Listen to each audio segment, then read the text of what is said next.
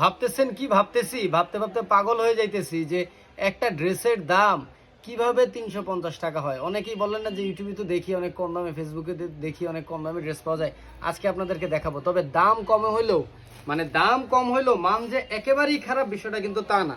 দেখেন আমি একটা ডিপ কালার খুলতেছি। অনেকেই বলে যে এইসব ড্রেসের আপনারা লাইট কালার খুলেন, লাইট কালার খুলেন বিদায় আপনাদের হচ্ছে যে মনে হয় ড্রেসগুলো অনেক সুন্দর। তাই আমি আজকে একটা আপনাদেরকে ডিপ কালার খুলে দেখাচ্ছি। দেখেন কত সুন্দর।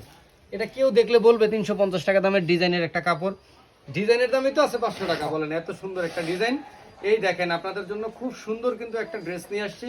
অল ওই দুইটা ড্রেসের কিন্তু আপনার সামনে এবং পিছনে দুই সাইডে কিন্তু আপনার প্রিন্ট করে দেওয়া আছে, এবং সালোয়ারটা কিন্তু পাবেন প্রিন্টের মধ্যে। দেখেন 350 টাকা দামের একটা ড্রেস কিনে আপনার এক্সপেকটেশন বা চাহিদাটা কিন্তু ওই রকমই রাখতে হবে আপু, এটা আপনারা বুঝতে হবে। এখন একটা 350 টাকা দামের জামা কিনে যদি আমি 1000 টাকার ফিল নিতে চাই, তা তো হবে না আপু, তা তো এটা কখনোই সম্ভব না আপু।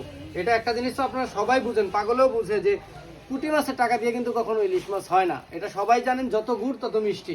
দেখেন এই যে উন্নাটা, বিশাল বড় উন্না, এত বড় লম্বা চওড়া উন্না, একটা প্রিন্টেড সালোয়ার জামা সবকিছু মিলে কিন্তু পাচ্ছেন মাত্র 350 টাকা। সো কোয়ালিটিটা একেবারে খারাপ তা না, আপনার রেগুলার বাসা বাড়িতে বা অফিসেও করতে পারবেন ড্রেসটা পরে। কিন্তু অনেক চাহিদা, এক্সপেকটেশন রাখা যাবে না। ড্রেসের দাম কত? মাত্র 350।